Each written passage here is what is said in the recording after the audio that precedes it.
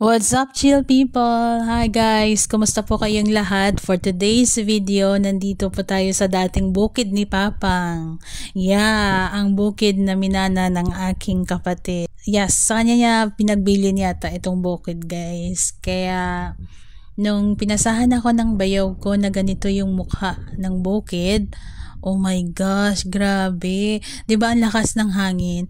Yan po ay nagmula sa bagyong Uwan, guys. Ito yung epekto sa kanila, sa Laguna, ng bagyong Uwan. So, parang nakakasad lang kasi kung kailan umuusbong na yung bunga or magbubunga na, doon naman natumba. O diba? Yan o, may bunga na nga. Sayang talaga. Siguro, yung iba dito, may mga tanim pa ni Papang. Ay, makasad mag-emotional ako Yeah, kapag pinasahan talaga ako ng ganito, about sa bukid ni Papang, parang nagiging emotional ako, guys. Parang nakikinita mo pa na andyan si Papang sa video, mahagip man lang. Yung ganun, kasi usually noon, pag nandito sa bundok, nahanap ko talaga saan si Papa. Ay my gosh. Ilang taon na? 2 years pa na. 2 years pa lang naman nawala si Papa. Pero makasad lang kasi siguro kung buhay iyon, talagang malulungkot siya, guys. Kasi alam mo, grabe yung pagod at saka yung hirap niya para lang mapa-improve talaga yung bukid niya.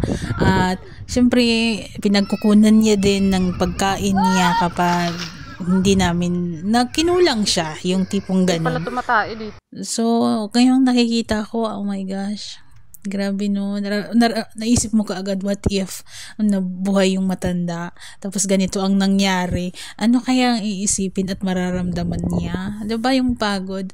And dati may mga hayop talaga siya, mahilig talaga siya sa hayop, magtanim-tanim, yung ganun. May mga patuhan, bibihan, lahat na lang pang bukid, guys. At yan, yung aso na yan, kay Papang pa yan. Ano ba? Parang, oh my gosh. Magiging emotional ako.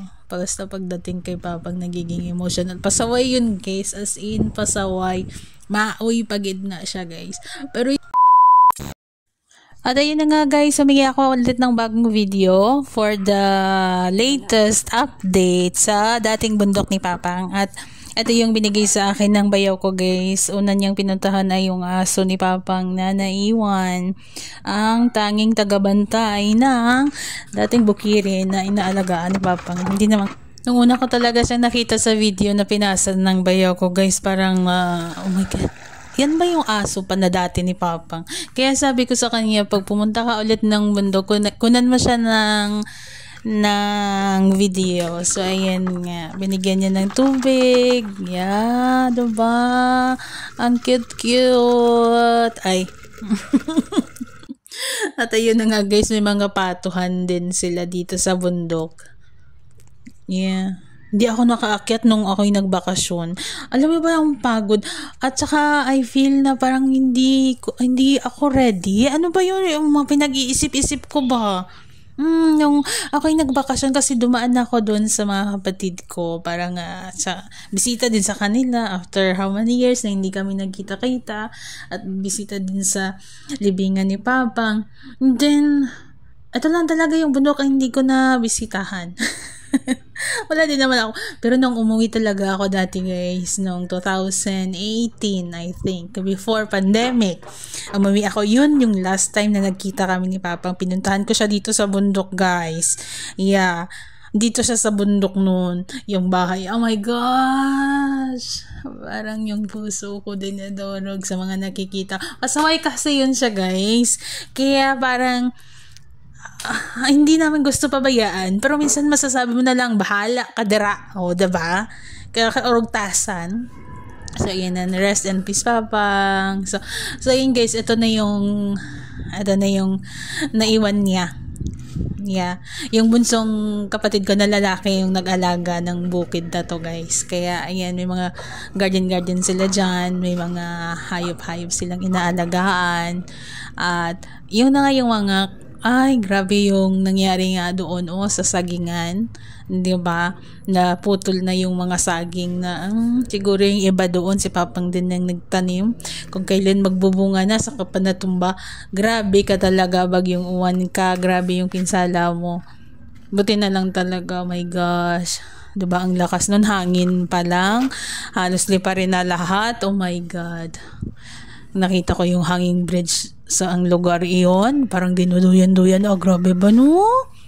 Ito nga, tingnan nyo guys, diba yung sa first video guys, yun talaga yung after ng yung pagbagsak ni Uwan. Ay, yung papasok si Uwan. Yeah.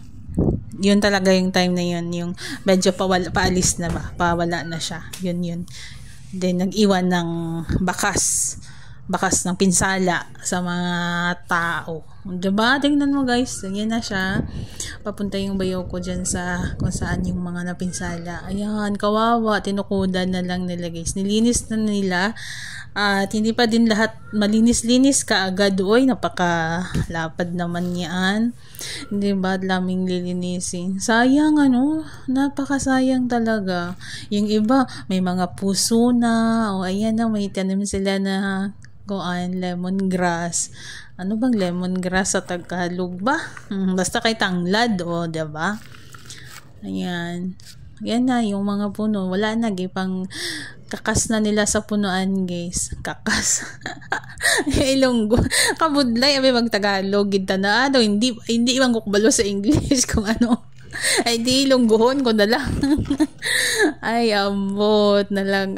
Ning voice over ka bala do ikalang ako lang di isa na buang nang basta waya mo ko ni ka kusog tingog guys ba. Sa palaging magbo-voice over ko ngayon ko lang din napansin kailangan pala pasigaw. Kasi wala akong microphone na ginagamit. Natural lang talaga. So, kailangan ko sumigaw, guys. Ay, di mo.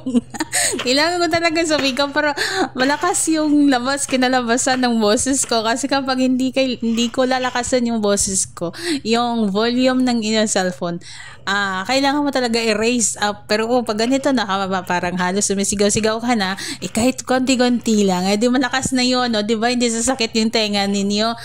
Grabe. Kaya pala nagsasabi sa hindi biro ang mag-voice over and it's true. Ngayon ko lang nalaman. Pero alam mo kung anong nakaka-amaze sa pag-voice over, na-express mo yung feelings mo, yung kahit wala kang kausap, parang nabubuhay ang katauhan mo, ay may ganun. Tingnan mo, tumatawa ako kahit ako lang mag-isa. Yung kahit wala kang kausap, cellphone ng kaharap mo, ay, di pong wala voice over pa mo. Thank you, Che.